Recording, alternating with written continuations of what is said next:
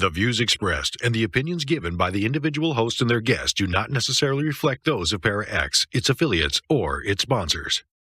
It's coming. All these voices.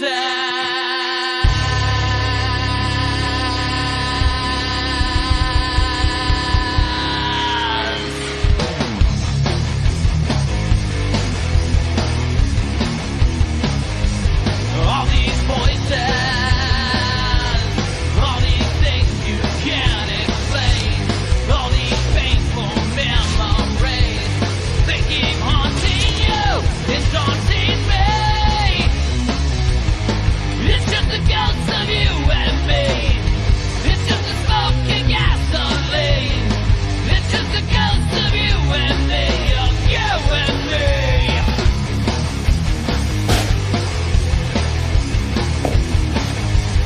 All these whispers. My name is James Hershey. Right back. All these shadows in my mind. From my reflections I can't find. It's just the ghosts of you and me. It's just the smoking gasoline.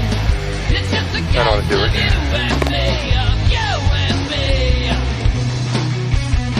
Don't let them take you away. Don't let them bring you down inside. It's just the mirrors in your mind. Don't let them bring you down.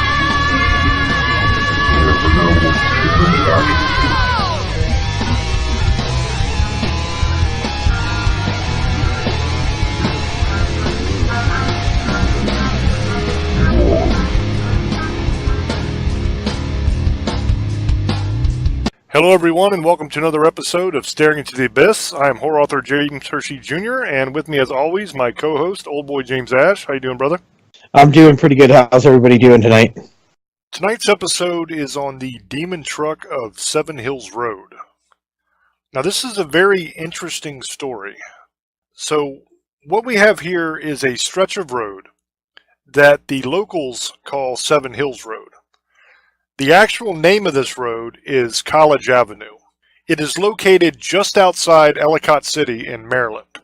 The basic legend states that those who drive down this stretch of road at night and hit the area of the 7th hill around midnight will encounter a demon truck.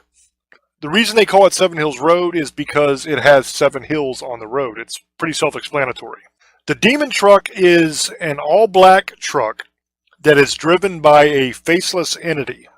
People that have encountered the demon truck say that it appears out of thin air and races down the road at speeds exceeding 100 miles an hour. They also state that the demon truck will try and ram into your vehicle, causing it to crash. Now, there have been many bad accidents on this stretch of road, and some people attribute those accidents to the demon truck. One local named Barb Polahan gave this statement, and I quote, "My brother Tim was one that lost his life on the road in 1971. He wasn't driving, but was with a group of teens that were out joyriding. I can still see the picture of the twisted car on the cover of the Catonsville Times.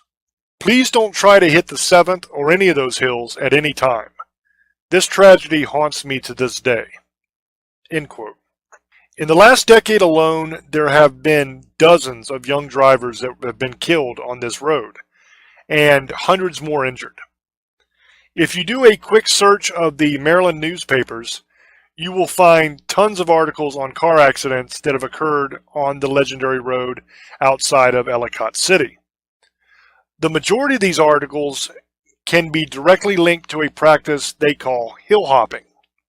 Hill hopping is what you're supposed to do to summon the demon truck. So basically what you do is you start at one end of the road and you drive as fast as you can. The road contains 7 little hills, which when driven over at a high rate of speed will cause your car to come up off the ground a little. So basically you're doing like little jumps. To summon the demon truck, you drive down the road hopping the hills until you reach the 7th hill, which is near the end of the road. Now, if you can manage to hit that 7th hill around midnight, then supposedly the demon truck will appear and will chase your car, trying to cause you to wreck. Hill hopping is not a phenomenon that is only occurring in this spot. Here where I live in the mountains of Virginia, we have a road that is called Mount Olive Road. Now on this road, just like the Seven Hills Road, there's a bunch of little hills. Now I don't know how many there are. I don't know if there's 7 or if there's a dozen. I have no idea. I've been over it multiple times. I've just never counted. And it's very popular here for young people, either high school kids or people that are fresh out of high school, early 20s, to go down to Mount Olive Road very late at night and just haul ass down the road and jump your car over these little hills. Now this road is rather dangerous, not just to your suspension and your tires, but also it's a little dangerous because when you reach the end of it, there's like a hairpin turn. So if you're not careful, you could run off the road here. But fortunately, there's really not enough room to get a tremendous amount of speed to where you're going to put your life in danger on our little hill road. It's more just having fun jumping the car. I've been on that road, like I said myself, hundreds of times. When I was in high school and just out of high school, I used to really enjoy getting liquored up and flying down that road and jumping those hills. Now, I absolutely do not recommend that. Okay? Do not drink and drive. Just don't do it. It's not a good idea. Not only could you kill yourself, but most likely what's going to happen is you're going to kill some family. And then you got little kids dead, and it's on your conscience. I'm not proud of having done it myself at one time, but I was a dumb kid. I made dumb mistakes. But that is what hill hopping is, and it's done probably, I would say, in just about every rural community that has a road with hills on it that you can jump. One funny story, one time we were doing it right out of high school. It was me and a friend of mine named Dale, and we were pretty drunk, and we were jumping the car on these hills. And I hit one especially good, and we went airborne and went flying through the air. And I noticed something was in the road. But the problem was the car had already left the ground. And as happens sometimes in these situations where something traumatic is about to occur, time seems to slow down. So that's what happened to me. Time slowed down, and it seemed like it took forever for the car to land. It seemed like I was floating through the air for minutes when it was only a second or two. But on the other end of that jump was a family. Now, it wasn't a family of people, thank God. It was a family of skunks. And boy, I tell you, we hit that jump and went flying through the air, and we saw them skunks down there. I have never in my life wished I could defy gravity as much as I wished I could defy gravity right then and there. But gravity won, as it always does, and we come crashing down on top of these skunks. Needless to say, it wasn't pretty. It was a skunk massacre. So we decided after that we had plenty of fun jumping. We were not interested in jumping anymore. What we were interested in is trying to get that smell off of us. So my house was not too far from there, so we headed to my place. And I'll never forget, we walk in the door and my dad was in the kitchen. And he took one whiff of us and he told us to turn around and get the hell out because we stunk something fierce. So we went back into town to a friend of ours' house, and we bathed in tomato juice and got the smell off of us, kind of. They say it'll take the smell off. It does in a way, but you can still smell it. It's just not as bad. So hill hopping can not only cause death, it can also cause horrifying other results. But anyway, back to our story. On October 11th of 2011, a family of 4 decided that they were going to investigate some of Ellicott City's dark legends for themselves. So they waited until dark, and then they went to check out the Crybaby Bridge legend. After that, they went to look for ghosts of the abandoned Patapsco Women's Institute. After they finished there, they decided to check out the Demon Truck legend. This was a choice that almost turned deadly for the family. And the youngest member of the family had this to say about what happened that night. Quote, "We made sure that no one was driving or walking, so we could speed down the hills. We hit about 93 miles per hour and reached the end of the road. We had seen nothing, so we made a U-turn and tried again. Still nothing. We tried this about 5 times and got nothing. So we decided that the ghost car myth was really just a myth after all, and we raced down the hill a little bit after midnight just to enjoy the butterfly feelings we got in our stomach when this dark-colored truck appeared, almost out of nowhere. We panicked and drove even faster, hitting about 98 miles per hour, hoping that the truck would slow down and back off.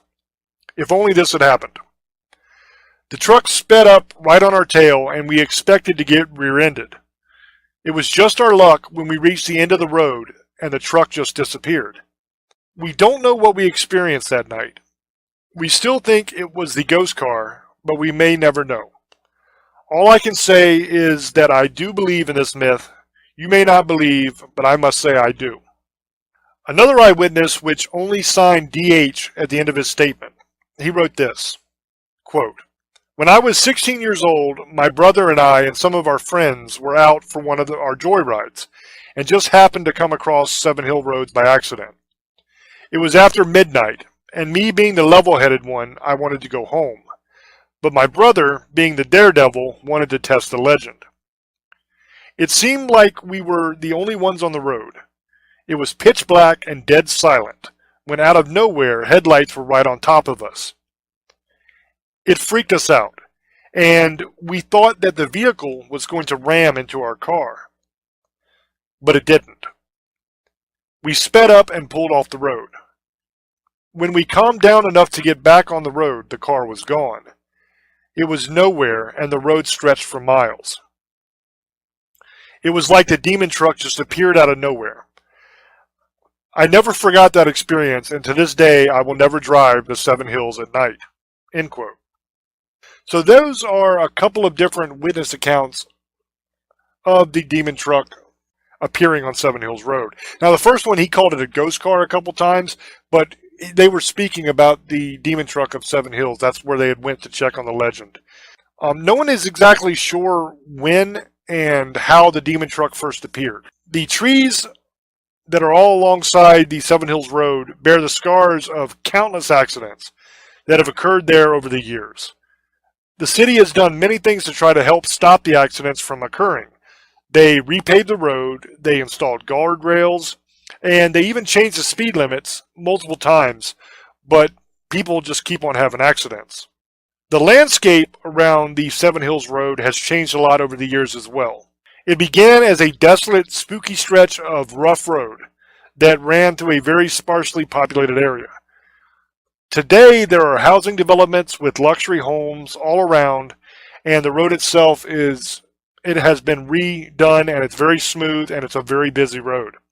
The reason I tell you about the road changing and the area changing, and also the changes that they made to the speed limit and stuff like that, the reason I tell you that is because what makes this so interesting to me is that the haunting seems to be changing or adapting to the area around it. Yeah, I know that sounds insane, but in the last few years, there have been many less encounters with the demon truck. But a new type of haunting has begun to occur. Witnesses are now reporting encounters with a strange cloaked woman that is standing in the middle of the road. By the time the woman is spotted, it is too late to stop, and the driver is left with a choice to make. Either they swerve to avoid hitting the woman, which usually results in them wrecking their vehicle, or they just brace for impact and run her right over. If the driver chooses to hit the woman, she always disappears right before the car hits her. Now, there's some eyewitness accounts of this as well. One of the new eyewitnesses stated, and I quote, "Last year, me and 2 friends went out looking for the ghost car." Once again, they're talking about the demon truck. "While we didn't see any black trucks, we did see a strange woman walking down the center of the road. She was wearing a black cloak with a hood. As soon as we saw her, we slammed on the brakes, but she didn't pay any attention to us. When we passed her, she looked up into the car, and we could see that she didn't have any pupils. This freaked us the F word out. He didn't say F word, he said the actual word, but this is family radio. So I'm going to say this freaked us the F word out. And we hit the gas, but when we looked back, she was gone. We all saw her, so I know that she was there. End quote. So here we have an eyewitness that almost hit the woman. He claims that he got a really good look at her face and that she didn't have any pupils. So her eyes must have been just all white. They panicked and they sped off, and when they looked back, she had disappeared. It also seems as if the demon truck haunting is kind of fading away and being replaced by this cloaked lady haunting. Another very interesting thing here is that this isn't the first time that this legend has evolved. According to locals that lived here for a very long time, the original haunting had absolutely nothing to do with the demon truck, but was instead an animal. Now this was way back in the 1960s when the Seven Hills Road was way less populated and way more spooky. And the entity that the drivers would encounter on that road then was actually a black goat. The demon truck began to gradually appear in the 70s, and the tales of the black goat started fading away slowly around that same time. So you had the same phenomenon that's happening now, to where the demon truck sightings and eyewitness accounts is starting to go down, and the woman in the black cloak is coming up. You had the same thing happen in the 70s when the accounts of the black goat began fading away and the demon truck accounts began appearing. So it almost seems like this haunting adapts to the times, and that it becomes whatever is most likely to frighten the residents of Ellicott City at the time. It also seems like the demon truck sightings are fading away just like the black goat sightings did decades earlier. So is this a case of a legend that is totally make-believe, evolving with the new generation of storytellers? Or is this a real haunting that is somehow adapting with the times and with the area? Or is this something completely different altogether? Is this neither made up nor a real haunting? And you might ask yourself, well, James, if it's not made up and if it's not a real haunting, what does that leave? What the hell could it be? Maybe it's some sort of creature that is causing this. Now, I don't believe that what we're dealing with here is a haunting, a normal ghost. Because for the most part, hauntings and ghosts, they just don't change. They're kind of stuck the way they are. I also don't think that this is a completely made up story, like just a legend. Because we have so many different eyewitness accounts. I shared like 3 or 4 of them here tonight, but there are literally hundreds more. So I don't think all of those people are just making this up. So what we have to ask ourselves is, if it's not a ghost, which I don't believe it is because, like I said, it changes, and hauntings don't change usually, and it's not made up, then it's something else. So what could that be? I believe what we might be dealing with here is a jinn. Now, for those that do not know what a jinn is, you may be more familiar with it as a genie. But unlike the movies that you have seen and the Disney stuff, a genie is not always found in a lamp, and when you rub the lamp, it does not always give you 3 wishes. Jinn are spiritual beings just below the class of angels and demons. They're mainly from the Arabian folklores and mythologies. They're mentioned in the Quran, where King Solomon actually had dealings with a tribe of jinn. Jinn are capable of assuming either human or animal form. So it could very possibly be the cloaked woman and the black goat from our legend. And they're also said to dwell in all kinds of different inanimate objects. So this thing could literally be living in a rock or a tree right beside the road. And you would never even know it was there. You couldn't even see it. Because it's a spiritual being. They're also capable of creating illusions, bending reality to make you see whatever it wants you to see. So it's very possible that this thing started out as a black goat, went into a truck because that's all it went back and forth on that road was cars and trucks. So it became a demon truck, a ghost truck, and now it's assuming the form of the old cloaked lady for some reason. Now, one thing jinns love to do is to punish human beings for any kind of harm that has been done to them, any kind of slight or any kind of harm that has been done to the jinn. It loves paying us back for it. So it's possible that at some point in time, somebody did harm to the jinn that is in that area.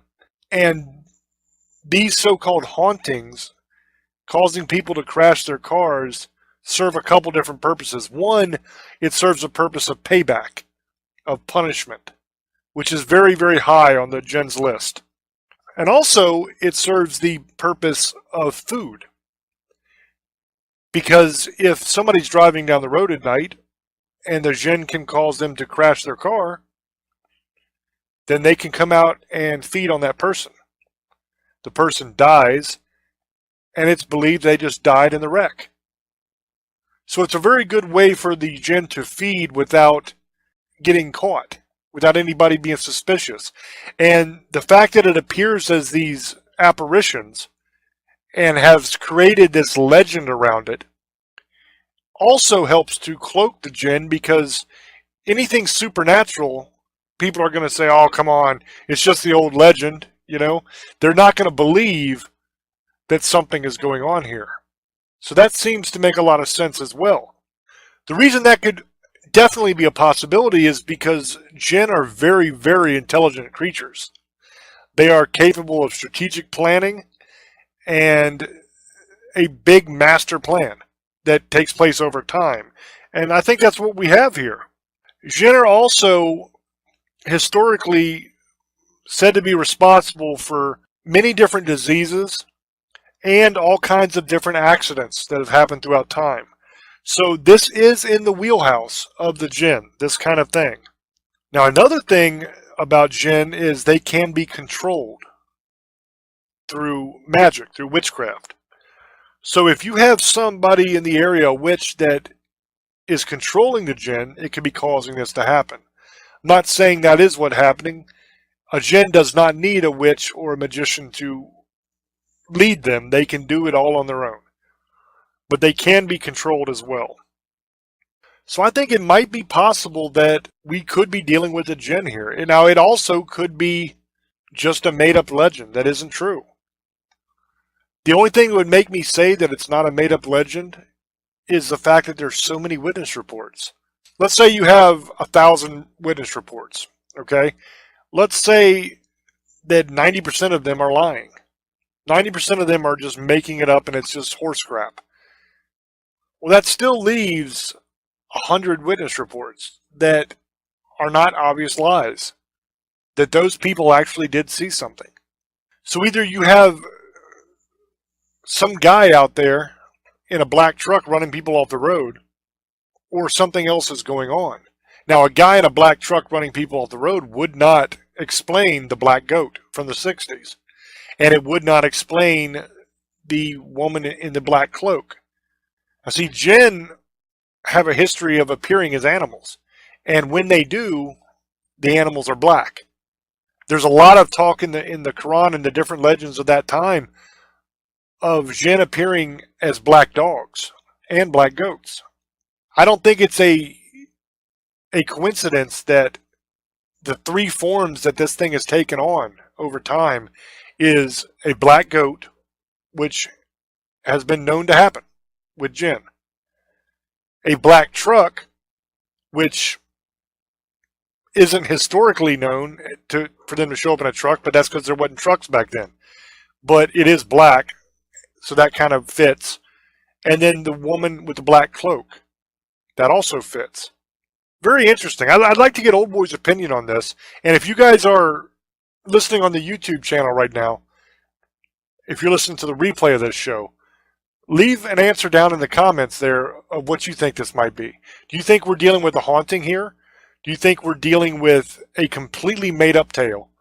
Or do you think that it could very well be a jinn that is causing these accidents and feeding off these people? I'd like to get Old Boy's opinion on this as well. And this one is very interesting to me, guys. I first saw this legend and I thought, well, that's strange because hauntings, they don't usually change. I mean, you never hear that. I'm not going to say there's never been a case of a haunting changing, but it's not something you normally hear of. And when you're dealing with hauntings, you also have to ask yourself, if something strange is going on that's not your normal haunting, it's possible it could be something other than a ghost. And I think that's what we have here, is something other than a ghost. So I'm going to say, as far as I'm concerned, I'm leaning towards this thing being a jinn. That's what I'm going to go with for now. And I'm going to throw over to Old Boy, and I want to get his opinion on this and what he thinks about it possibly being a jinn. And thank you, buddy. I really enjoy the story that he was telling us because here's the weird thing about this. I'm from Pennsylvania originally, and they have a lot of hauntings and a lot of stuff that goes on. Like in Pennsylvania, the Bunny Man, and then we had other stories about, like, because I live right by the border of Maryland, a couple hours away, the Bell Witch, a.k.a. the Blair Witch. But there's a lot of weird things anyway, what I've been reading about the demon truck. There's also haunted houses, haunted older women's home. There's another street that has a haunted truck. There's ghost sightings everywhere. But let me get into this. Now, when he was saying at 12 o'clock, after 12 or 1 o'clock, whatever, this, if you would go on the 7 hills, that this thing would chase you after the 7th hill. Well, that's weird to me because the 7th number, get it? If you didn't think about that, James, the 7th, you said it was after the 7th. That's weird because of the number 7. And then you said it always, most of the people who die, or not all of them, but some families have died, but most of them were young people. So that means that it was after midnight. You had, in the 60s, you had a goat. Then in the 70s and 80s, you had a demon truck. And now you have a lady that's wearing a cloak, a black cloak with no eyes. The weird thing when you said with no eyes, the first thing came in my mind, dark-eyed adult, black-eyed adult.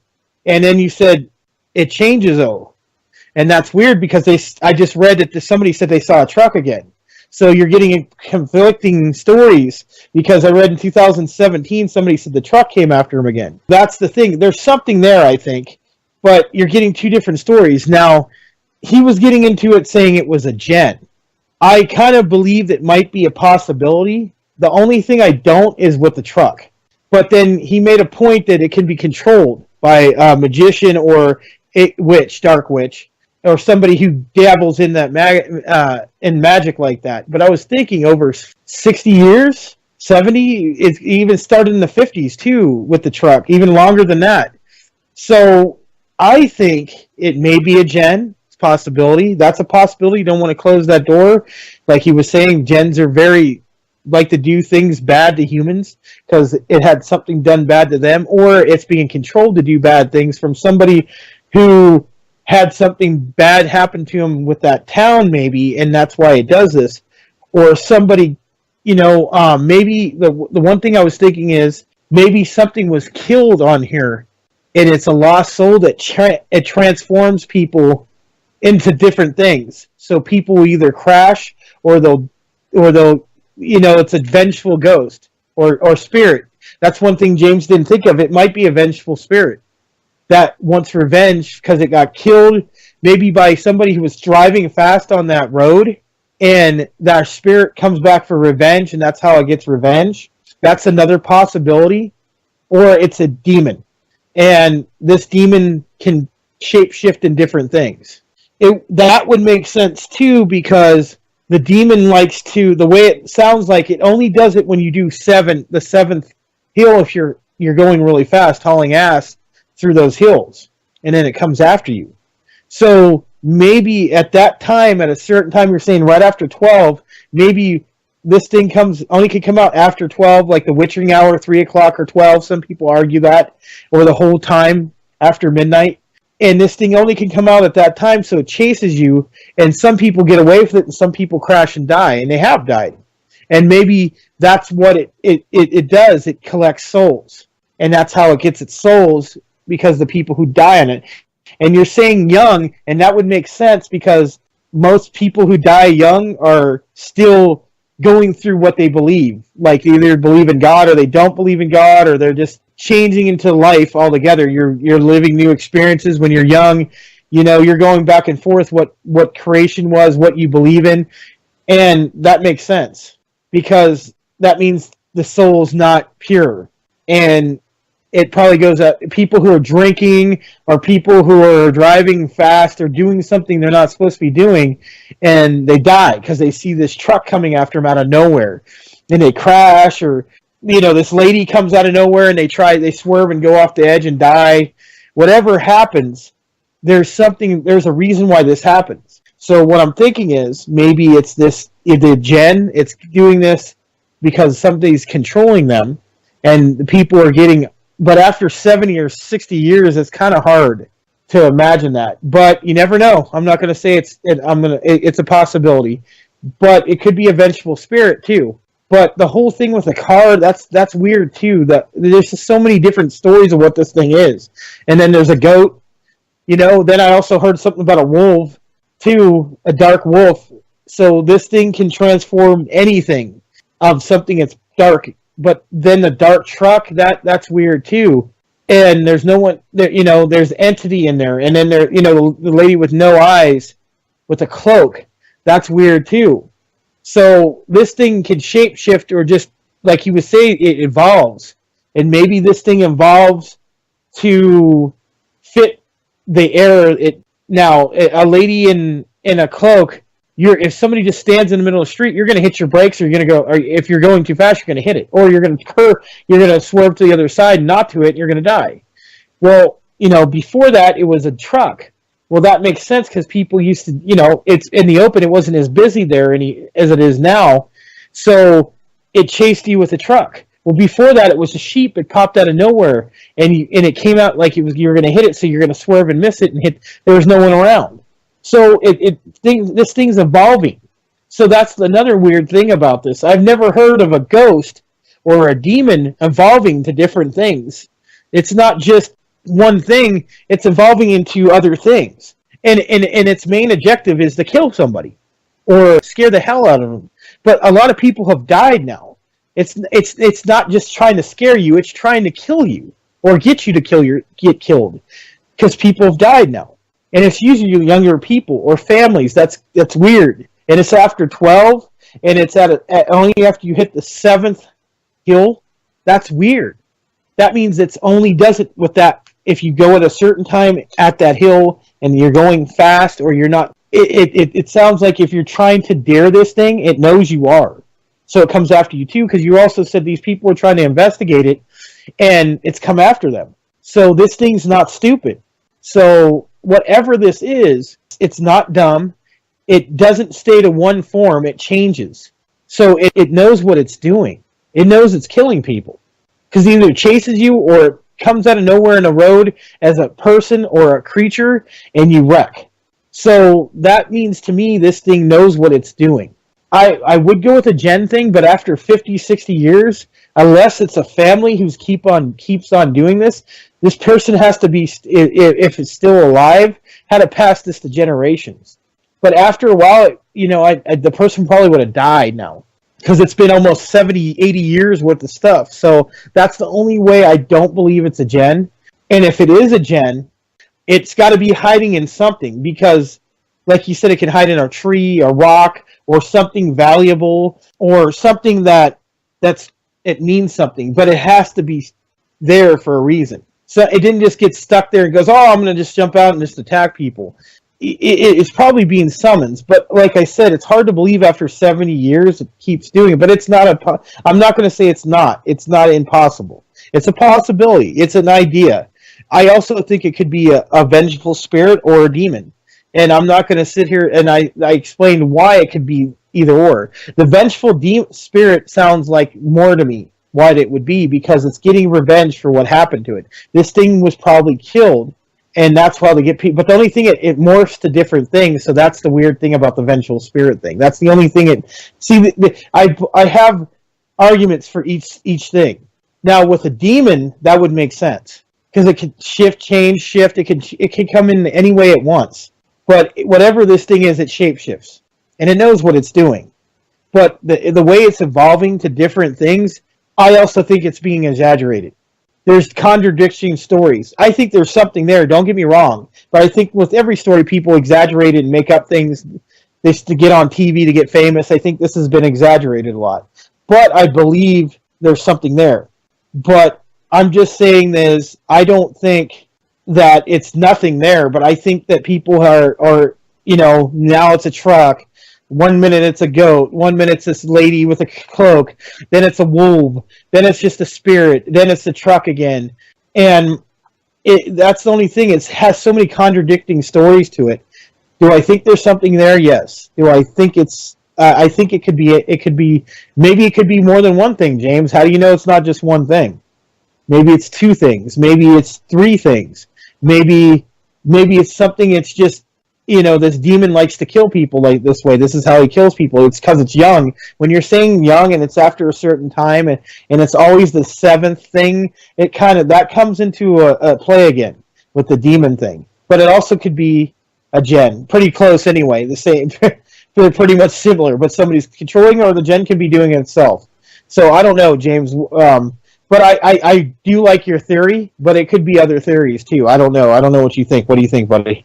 If you go back, let's say you go all the way back to 1960, that's only 58 years. So if the person that's controlling it started out in their 20s, they'd be in their 70s or early 80s. So that's not impossible. It very well could be improbable. Now, there are some legends of certain magical rites having to do with necromancy, which could actually steal years from a person's life. Maybe something like that's at play here. That would be an interesting little twist, wouldn't it? If this witch is using the jinn, controlling the jinn, to somehow steal years of life to keep itself young, the witch young. That'd be kind of interesting. No real facts to back that one up, just something that popped in my head. I think it's kind of cool. And there are legendary accounts of it happening. There's no credible accounts, in my opinion, of it happening, but it's a possibility. A jinn could very well be acting alone, though. There doesn't necessarily have to be somebody to control it. Now, how it got there, I have no idea. But if it did find itself there, it would be a very fertile hunting ground for it. And notice one thing about all of these tales. Whether it is the black goat, the black truck, or the old woman in the black cloak. With each one of those, the person never actually hits the thing. The illusion, and that's what I believe this is. I don't believe this is an apparition or an entity. I believe that what these people are seeing on these roads are illusions. When they see those illusions, they never actually make contact with them. Okay? The black truck rides up your bumper and tries to get you to crash your car by swerving and all this kind of stuff, make you lose control of your car and wreck. But it never actually hits you. The woman in the road, you go right towards her. The idea there is that you see a woman in the road and you go, oh my God, there's an old woman in the road, and you swerve the car and you crash. If you do not swerve, if you say, well, hell with it, I'm just going to mow this old broad down, and you go right for her, she disappears before you hit her. So there's never actual contact being made. So that tells me that this is some sort of illusion. I discounted the vengeful ghost thing very early on in this investigation because I have never heard of a ghost, a haunting of any kind, that evolves over time and changes so dramatically as this does, and kind of goes back and forth. Never heard of that before. Not saying that it doesn't exist somewhere, somehow, but I've never heard of it. So for that reason, I discounted very early on the idea that it could be some sort of vengeful ghost or actual haunting. So that left me thinking, okay, either this is an urban legend that is complete baloney, there's no truth to it at all. It's just one of those things that is a campfire kind of tale that people make up. Or there's something else here that is doing this. So then I thought, okay, if there's something else doing this, what could do this? What creature is capable of doing something like this? Now, Old Boy brought up demons. Okay, my go-to was a jinn on this because it fits to a T. Everything fits. Well, a jinn is a demon, basically. It's an Arabic demon. So it's kind of like he was saying, it's kind of the same thing. To me, that fits. And I can't find anything that would discount it, other than the fact that it's a jinn in America, which is not unheard of. That's not where they originated, but there's no reason why they couldn't be here. So that's how I came to that conclusion. Well, you make a good point, but the problem is, like I was trying to say, is the stories go even past the 60s, it goes into the 50s. So somebody would be 90 years old, but if it was a necromancer, that would make sense. The whole thing about the jinn turning into a truck, that's the only thing I have an issue with all this. I mean, it could, but that's the only issue I have. Now, the goat, yeah. The cloaked woman, yes. But a jinn doesn't need to do that. It could just kill you anyway. I mean, why would it just stay at one place and just go back and do the same thing over and over again? It doesn't just have to do that. It could kill you anyway. So, and demon could do the same thing. So what I'm saying is maybe there is a curse too. Did you ever think, this is the new idea, maybe there's a curse there. Something got cursed at that area. Maybe there was a house there that they were doing stuff they weren't supposed to do and it got cursed. Or somebody got killed in one of these houses because of these cars because somebody was drunk. And their revenge was, like you're saying, they were necromancer, they got a demon or a jinn to do their bidding, and this is the curse. So that could be true. It could be a jinn, but it could be a jinn with a curse or revenge. You know, so you're right with the vengeful ghost. I've never heard anything like that. Maybe the kappa, but that's different too. It doesn't really change. So you're right. Let's throw out the vengeful ghost thing. It could be a demon or it could be a jinn. Black-eyed children, oh, it does sound like that. It does. The lady sounds like a black-eyed adult. Then they have the goat. That's comes into satanic. Because the goat and Black Phillip from the movie The Witch, that the goat thing's there, but the whole thing is with the truck kind of throws everything off, and that's the only thing I have. I know you probably have the same thing with the truck. What do you think about that? I think you're misunderstanding what I'm saying about the jinn. The jinn itself is not transforming into a truck. Okay, it's not transforming into the black goat. It's not transforming into the woman with the black cloak. The jinn is safely and securely tucked away in a rock or a tree or something like that where it is living inside of that thing. And what it is doing, it is creating an illusion. Okay, so the truck is not actually there. It's an illusion. It's a hologram would be a better way to say it. It's not actually there. You're just seeing it, but it's not there. There's nothing there to touch. That's why when you almost run over the woman, she disappears. That's why the truck will ride right up to your bumper but not actually hit you. Okay, if it wanted to knock you off the road, wouldn't it be simpler just to run right into you and make you fishtail right off the road? That would be so easy. But instead it has to get real close and try to scare you into swerving.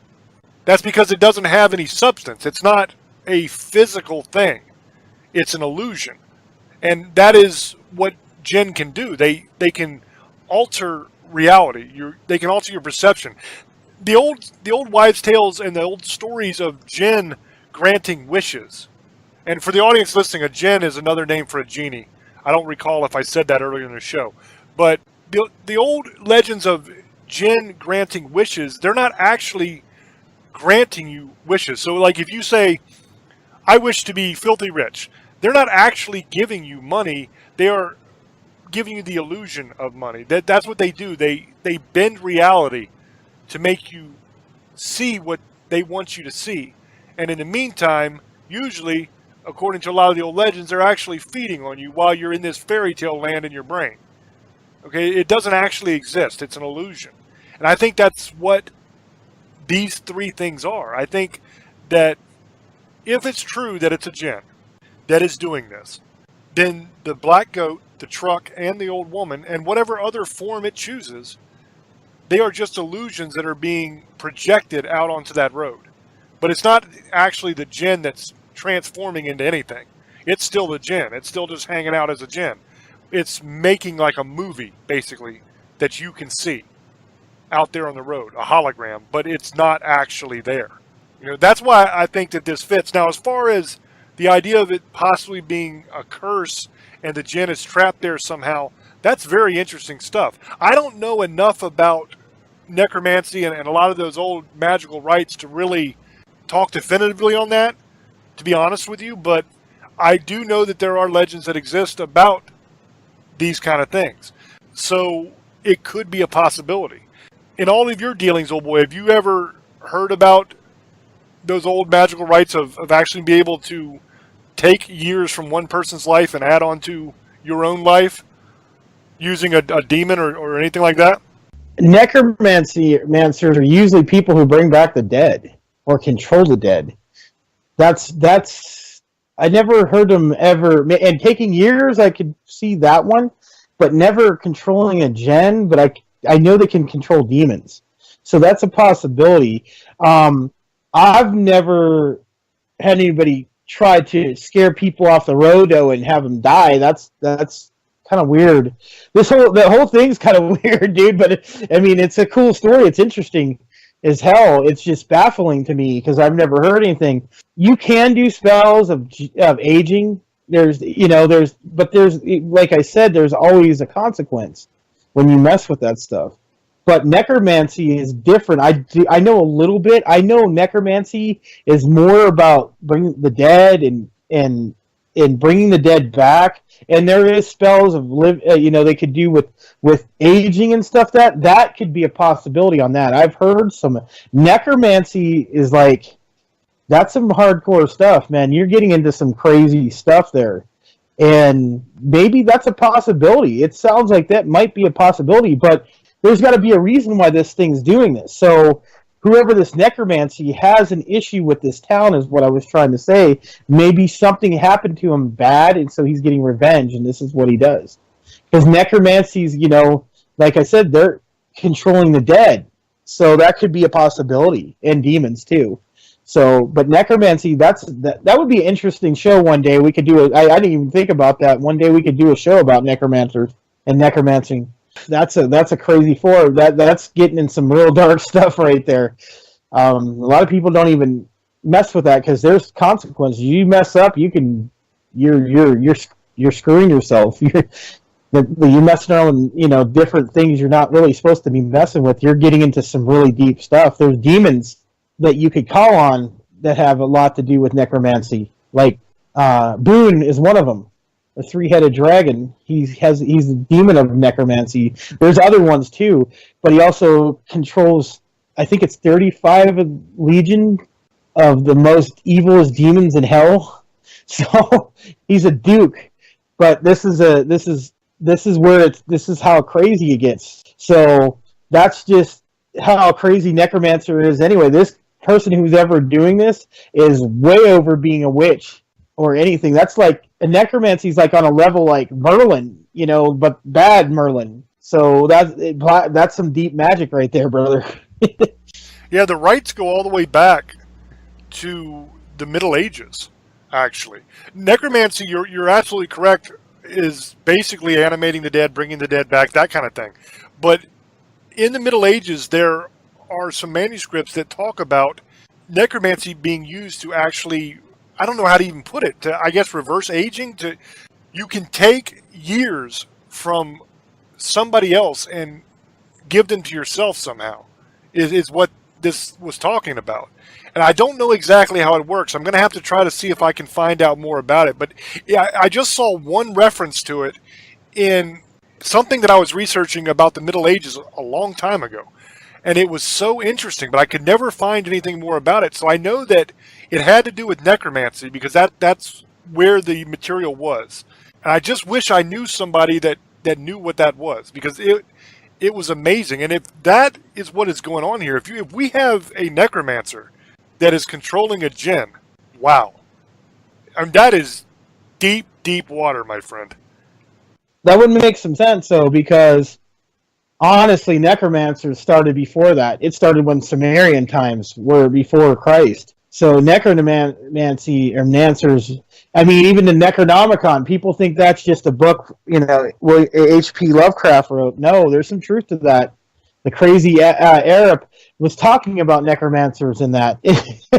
So it goes way before the Middle Ages. Necromancers has been around a long time, since Sumerian times and Celtic times. So it's been for a couple thousand years. So whoever's using necromancy, they must be a very powerful, I wouldn't call them wizard. They can change themselves and save age by taking away from other people. That can happen.